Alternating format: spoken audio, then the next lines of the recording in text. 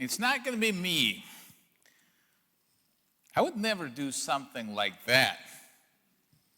You might say, or at least think, when you hear about somebody else's scandalous behavior.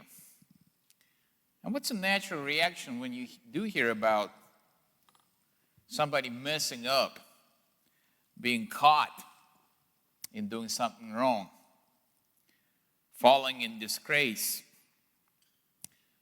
What's the first thing you want to do? You want to find out more about it. See if you can dig up some details online or get on the phone and hear it from people who might know. Part of it is curiosity, but I think a lot of it is our sinful nature. I think we'll love to see other people fall. Somehow it makes us feel better about ourselves. The worse my neighbor's doing, the better I feel about myself. And how wonderful it is to hear about other people fall. It's unreal, you might say. Can you believe it?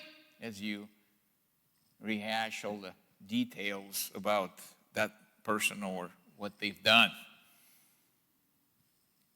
All with the thought that, well, I would never do something like that. Not me. Or, it could never be, ever, me. Now, if, or rather when, you do get caught doing something, what's your first reaction? Remember, you did that when you were a kid, and you remember your kids did that too all the time, right? When you get caught, it's like immediately, what about so-and-so? What about my sibling? What about... Kids do that and all the way to the top, don't they? Presidents of the nation do that too. There's always somebody else worse than you. No, not me. Truly I say to you, one of you will betray me, one who is eating with me. Jesus explodes this bomb at this intimate and cozy family gathering, because that's what it was. For a Passover meal, you gathered with your family, and for Jesus, his disciples were his family. So he's making this statement in the middle of this family, cozy, comfy meal. Now, obviously none of them have a clue except for Judas. We know it was him, but they didn't.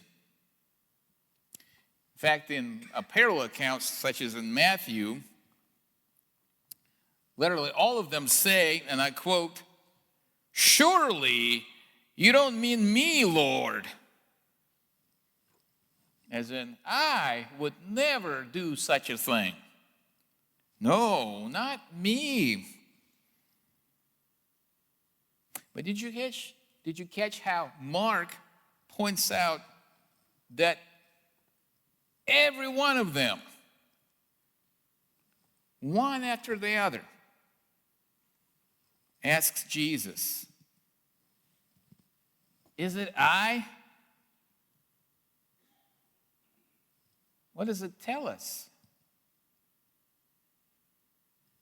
That at this moment of this incredible intimacy with Jesus,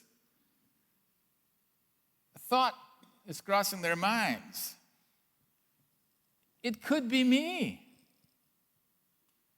That even inasmuch as they love their teacher, they know that they are capable of betraying him. Is it I? John asks.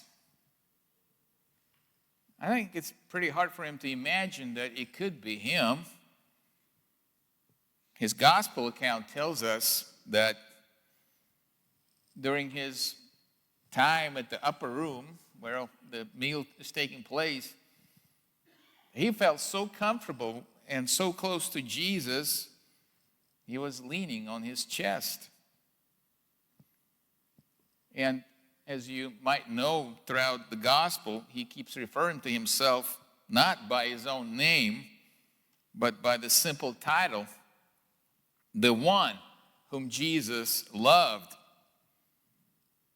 And now he's asking, could it be me?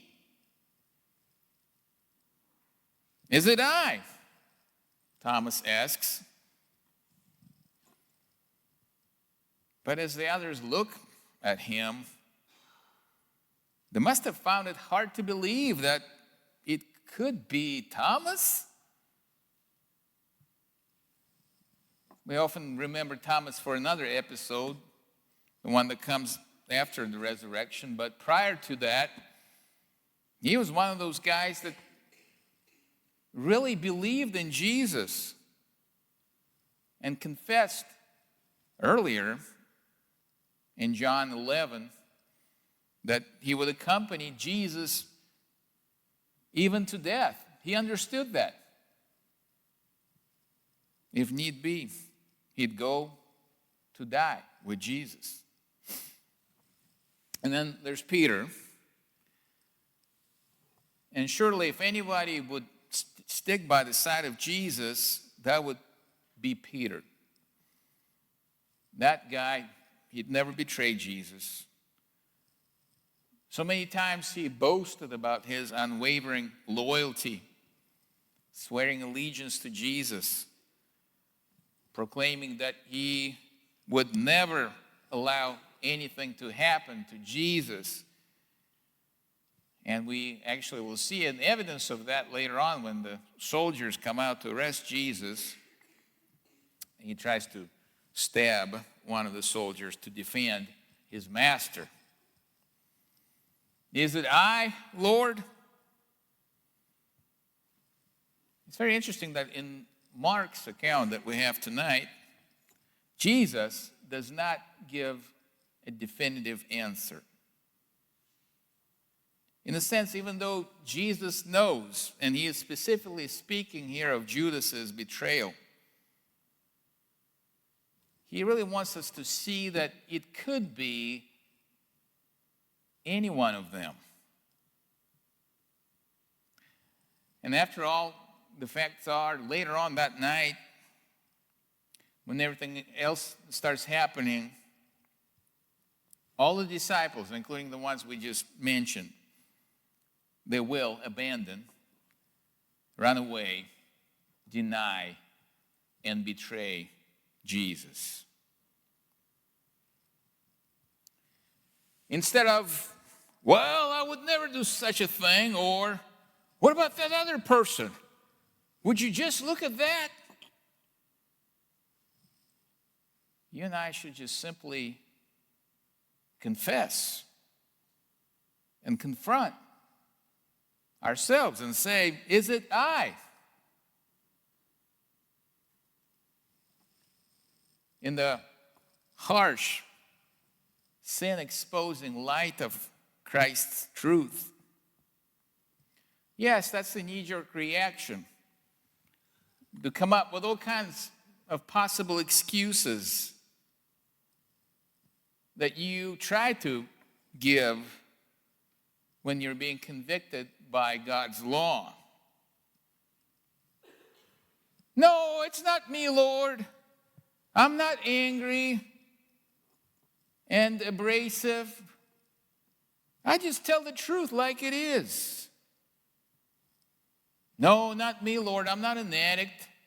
I just enjoy those things once in a while, but I can quit anytime. No, Lord, I'm not lusting. I'm just celebrating the beauty of your creation. I just like to look at it. No, I'm not gossiping. I'm just sharing prayer requests. Whatever I did, Lord, there's just a good reason for doing that. I didn't know that this wasn't allowed. Well, others were doing it. Look at that, why can't I do that? My sins? they're really not that bad compared to so-and-so. Have you looked at him or her? And what does Jesus do? And he looks at all this gathering of doubters and unstable, unreliable followers. By the way, including even Judas. He looks at people like you and me, or he just looks at you and me, and he says to them like he says to us. What's the very next thing he says to them? This is my body given for you. Christ says, I will give up my body for you. I will let them arrest me, humiliate me, spit on me, whip me, put nails through me, crucify me. All because I want you. To this gathering of unreliable and unstable followers, people like you and me, or you and me, Jesus says, this is my blood of the covenant poured out for many. For what? For the forgiveness of sins. Yes, as they crucify me, I will not lash out. Instead, I will plead for you before the throne of the Father. Forgive them, for they know not what they're doing. Over and over again. For you who would run from me, I will give everything to have you. Therefore, to our question, is it I? Jesus' answer on Good Friday is, yes, it is you. But I have a better word. It is I. And I have paid for your sin, for your betrayal. Yes, it is I who goes to the cross. I have bled so that you don't have to bleed. I suffered in my body and gave up my body so that you don't have to suffer for your sins. I have been forsaken by God so that you can be accepted. It is finished. You will hear it. I have overcome the world. It is I, and I have won for you righteousness and peace and forgiveness, and one day we shall feast together for all eternity, says Jesus to you. And this is what we celebrate tonight. Amen.